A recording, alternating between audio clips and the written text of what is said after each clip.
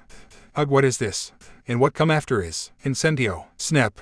Which is why my fist is in his armor. Damn it hot. With volleys and sides being scorched, he fell to the ground in a fetal position as he endured the agonizing burns from my attack. As a safety measure, I grabbed onto his collar and readied my fist. Whoosh KHMG. That's enough, the battle ends here, said Sensei after a light spear was flung in between us. With that, I dropped Volley and deactivated my armor. Volley did the same as he was still panting from exhaustion. I'm glad to have finally engaged in battle with you, Harem Issei. You are by far my most worthy opponent. Continue getting stronger. But the next time we fight, I won't lose. This guy, he just won't quit, does he? Sigh, hi, just promise me you'll set your priorities straight. Our fights can happen after we completed our missions. Considered your promise kept. And the rivalry between me and Volley began on this moment. Seriously though, I could not catch a break. Eyes, are you hurt? We need to get you to Asia, and fast. Poor Rias. She must have been worried sick. Calm down, Rias, I'm fine. In fact, why don't we return home? I bet the rest of the group are worried about us as well. Ara, you were so manly in that battle, Eyes-kun. My heart couldn't help but skip a beat when you burned Volley like that. What's with that seductive look, Akeno-san?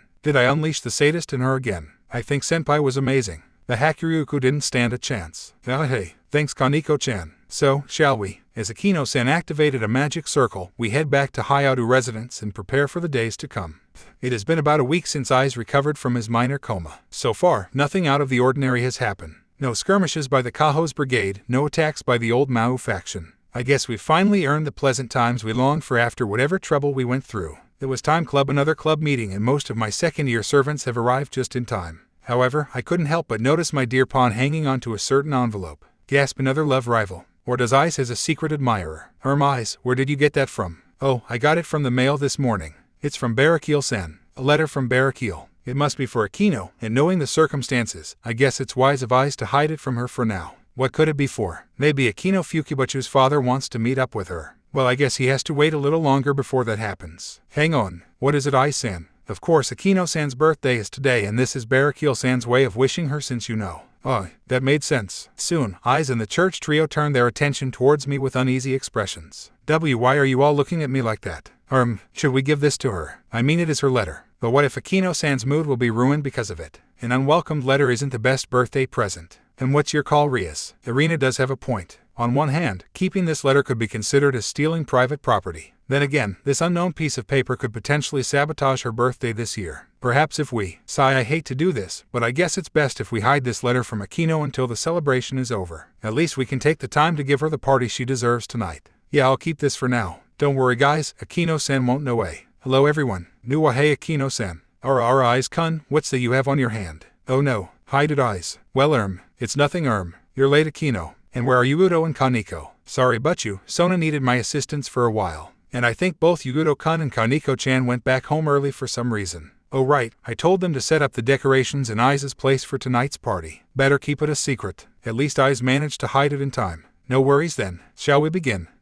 After Rias kept Akeno-san busy in the clubroom, the church trio and myself head back home to help the party planners with the rest of the preparations. Yo, Kiba need help. Welcome back, Eyes-kun. If you'd be so kind, could you head to the convenience store to get some snacks? Meanwhile, Irina-san and Zenobia can help Kaneko-chan with the table setting. Leave it to us. Asia, why don't you tag along with Eyes? I'm sure he could use a hand. Hi, I'll be in your care, Eyes-san. Let's go, Asia. Hang on, don't forget me. Oh, come along then, Tia.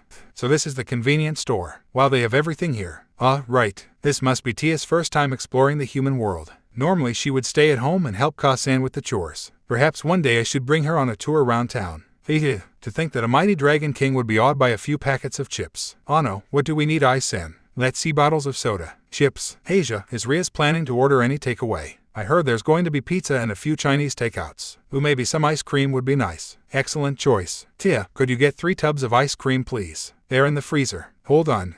Isn't it getting late, Rias? We could finish this paperwork tomorrow, Just a bit more, Akeno. We're almost done. Geez, I hope Eyes is done with the decor. It's hard keeping her busy without suspicion. RIINNGGG. Excuse me Akeno, I have to take this. Hello, PSSTT Rias, we're done. Make sure to take Akeno-san to the front door. We'll be surprising her. Great job, Eyes. Have they arrived yet? Yeah, the student council, my parents, even Sensei is here too. Alright, we'll be there shortly. There's a hung up on Eyes. I gave my queen a wide grin as we halt our work for tonight. What's with that smile, Rias? Will you be getting some special treatment from Eyes-kun? Who knows? Alright, we should head back now. It's getting late. That's what I said 5 minutes ago. Yufufu, now I know why she loves teasing people. It's kinda fun.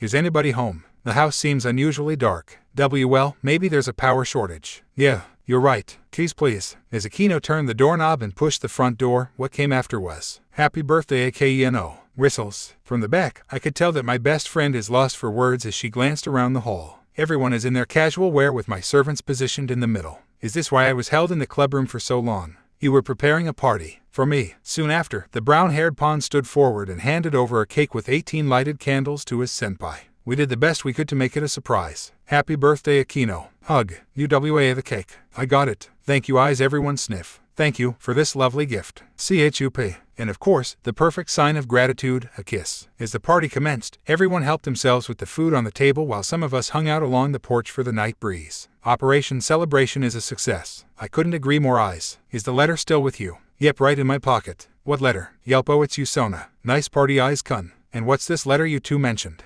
Well, if we tell you, will you promise to keep it a secret from Akeno-san? Sona wiped her specs as she makes her decision. I am a woman of my word Eyes-kun. Alright, this letter is from. Oh hey guys, our Eyes-kun, you still have that letter with you. Not good. UUWAHHH Akeno-san I don't have anything. Don't you lie to me sweetie. I saw it. Akeno tried her best to grab hold of the forbidden envelope as Eyes managed to evade every movement by his senpai. Who are you keeping secrets from me? Perhaps you need this. Within seconds, Akeno grabbed both of Eyes' hands and brought them to her BRSDS. GAAHHH no I won't give in to. I got it A. To Akena from. Father. Are all her efforts for nothing? As Eyes released his grasp, he cautiously approached my queen, hoping not to trigger any unwanted emotions. We're sorry. The letter arrived this morning and I was afraid it might have ruined your birthday. I wasn't sure if you want to receive it on your special day, so we thought of keeping it from you until the next day. Please forgive us. Akeno stood silent, with her bangs covering her eyes as she turned to her kuai. Has anyone opened it yet? No, of course not. We don't know what Barakil-san has written to you.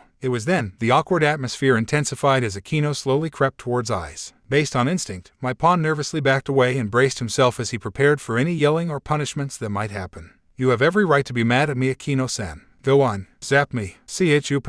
Another kiss. Does this mean, you dummy, how could I be mad at you? I understand that you didn't want to upset me on my birthday. Akeno-san, Eyes, whatever is written on this letter, I promise that I'll stay cheerful for the rest of my life. And thank you for this wonderful present. Hug. Thanks for being so kind Akeno. Yufufu, my pleasure dear. Our miracles always happen when this boy is around. With that settled, we asked everyone to gather around in the living room for the unwrapping session. A new bracelet. Thanks Sensei. This is my latest invention. The Holy Golden Reiku Gleaming Bracelet. It will help you amplify your fallen angel abilities. And next is from Nagisa. I handed over Nagisa's present to the birthday girl as she wasted no time tearing off the packaging. Oh, such a cute hairband. Eyes told me you needed something to keep your ponytail in place. So I thought, this might work. Thanks Nagisa knew. Next is this big box. Ara, what a lovely dress. We hope that it fits Akeno-chan. Adu-san and I picked it just for you. Thank you Ake-sama, Adu-sama. And last but not least, Eyes' gift. As I passed a tiny box to Akeno, she readily opened it, which revealed a silver, angel-shaped locket attached to a matching silver chain necklace. Oh Eyes, this is beautiful, squealed the birthday girl. Open it. I made it just for you. As she opened her locket, tears began to spill out as she covered her mouth in shock. This is the photo we took during our date in the underworld. Do you like it? I love it as much as I love you. Hug. You're welcome. Moo, I can't help but feel a tint of envy for Akeno. Hopefully my present from Eyes will surpass hers. As the party comes to an end at midnight, we bid our honored guests farewell and cleaned up the area before a good night's sleep. As the rest of my servants head back home, Eyes couldn't help but notice a pile of luggage at the corner of the living room. Ah no, Rias, whose bags are these? Oh, they're mine. AHH. Koneko-chan, you're moving in. Of course I won't stay with Eyes senpai forever NYAN. But, I'm not sure if we have any. She can sleep with us. Your bed is quite big after Eyes. WHAAAT. Ara the more the merrier. It's okay senpai, I can sleep on your chest. It's as if I got a new kitten. How? Oh, I'm kidding. Alright then, help me move these bags Eyes. We could use some manpower here. Understood. Leave it to me. And our daily lives get even livelier in the Hayadu residence. The day after the party, I couldn't help but notice many of us in the Hayato residence are in agony. Take Rias for example. Just this morning, she had spent her time in the bathroom for Mao knows what. As for Akeno-san, she began having vomit streaks at an hourly basis. The same goes for Koneko-chan. Worse still, my parents are out of town for their anniversary. So why am I spared from this? As for now, I could only comfort my friends as they held their sick buckets close as their dinner got expelled from time to time. Eyes, how is it that you, SSHH, you should rest now. Senpai, Savivs, Duo, Eyes-kun, please take care of us. This is bad. What could have caused this? Let's see. Was there anything you girls ate last night? Some expired milk or something? Well, most of the snacks we ate were bought outside, so there's no way. Oh right, Eyes-kun, where did you get my birthday cake from? Oh, Kaichu was in charge of that. What's wrong? We're dead. Akeno or Sue dead. Eyes-kun, it's nice knowing you. Oi, what's with those last words? Koneko-chan, what's happening? Sona Kaichu makes terrible cakes that can cause relentless food poisoning, which explains our current condition. Are you for real? So Sona's cakes are that deadly? If what she said is true, then that means Kiba and the others might be suffering too. I was about to contact Kiba where out of the blue, a teal magic circle appeared in the living room which revealed two familiar faces. My apologies everyone. I came too late. See what I mean, Kaichu? I told you we should have bought a cake instead of making one. Sona Kaichu and Tsubaki-san. Perfect timing. Ooh, I hope you have an antidote for this, Sona. I do. Unfortunately, there are a few ingredients that we need to get a hold of for this cure, and thus, could you lend me Eyes-kun for this quest? A bit of manpower would prove essential.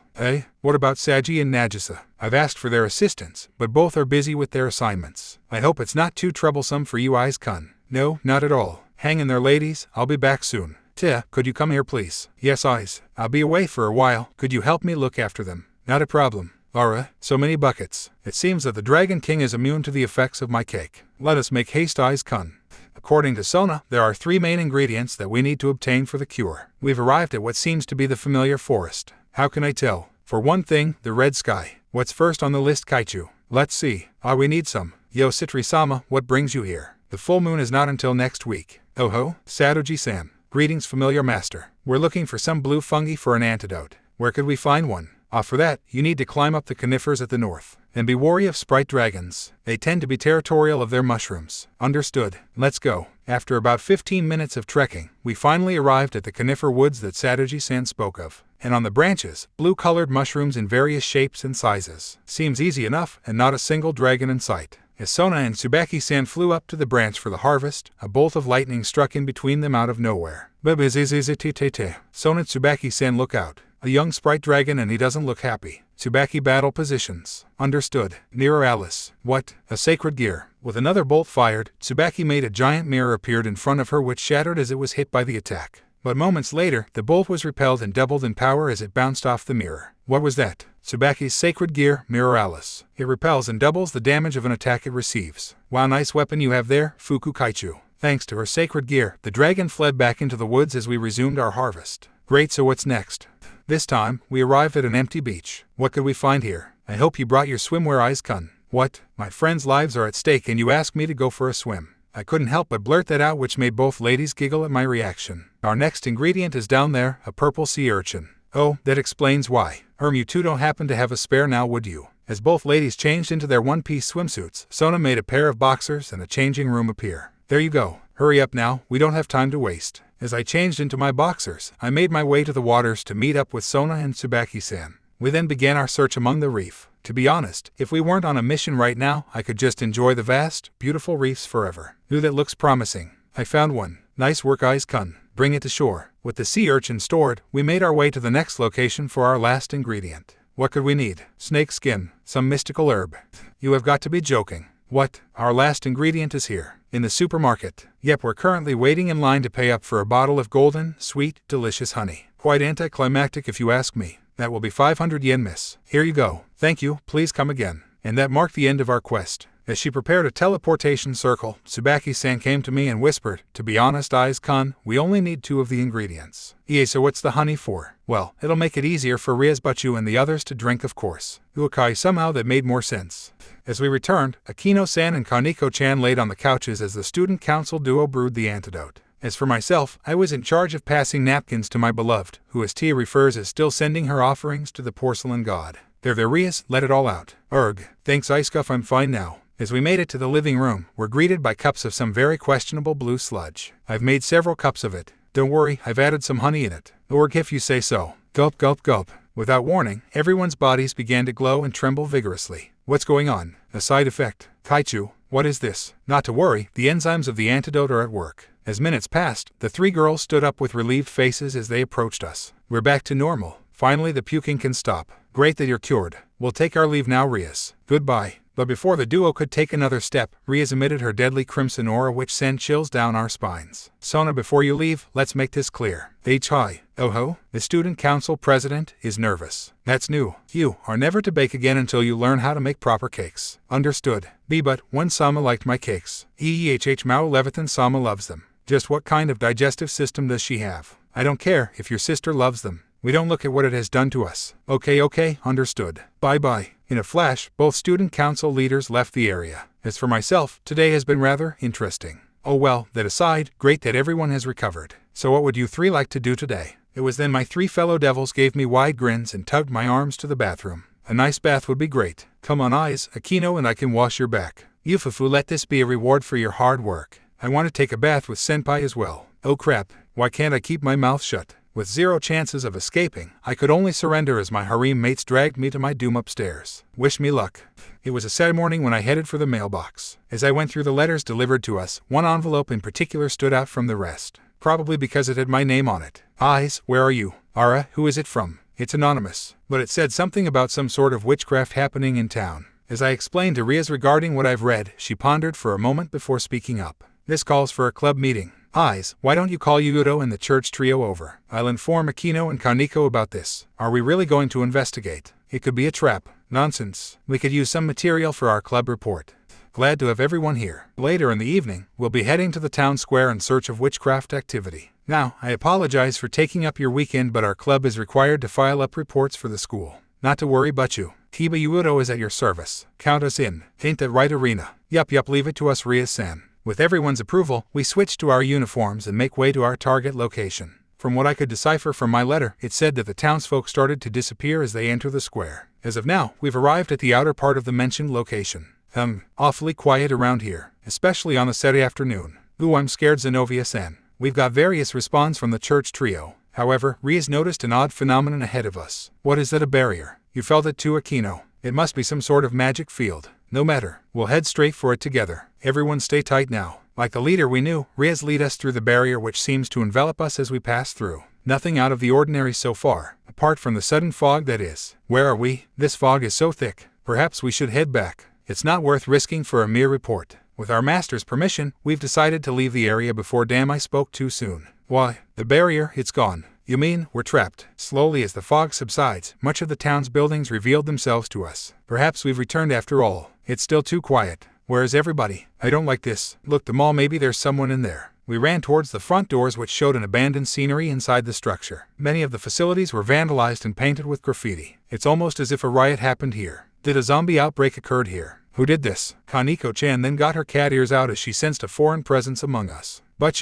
we're not alone. UFU, we have visitors. Welcome to my humble home. From the shadows, a cloaked figure stood out as she introduced herself. Who are you, and what have you done to my town? I am Morgana, sworn nemesis of Merlin and the Grand Witch of Camelot. I must admit though, you mortals are a simple lot. Morgana, Grand Witch, what? As for your second question, let's say your people are trapped in this pocket dimension I've created. Release us, witch. I could do that. Or, KYAA, Asia, they'll let go of me. KYAA, Michael-sama, we're in need of assistance. Zenobia, Arena. UFU, such adorable young ladies you have with you. They're mine now. Hold on, we're coming. Poof, no, Arena. Zenobia, Asia, eyes snap out of it. She got Asia, Rias, we have to go after her. Hug, I know, my dear. I want to save them too. But we need to plan our next move first before we move out. Thanks to her assuring words, I've managed to calm myself and stay focused. So what should we do, Butchu? They could be anywhere. With haste, Rias scanned her surroundings for any possible clues. There I sensed something. Moving towards the said direction, we came across what looks like a doorknob attached to the wall. A secret entrance. Why is it out in the open like that? Should we go in? No, eyes, it might be a trap.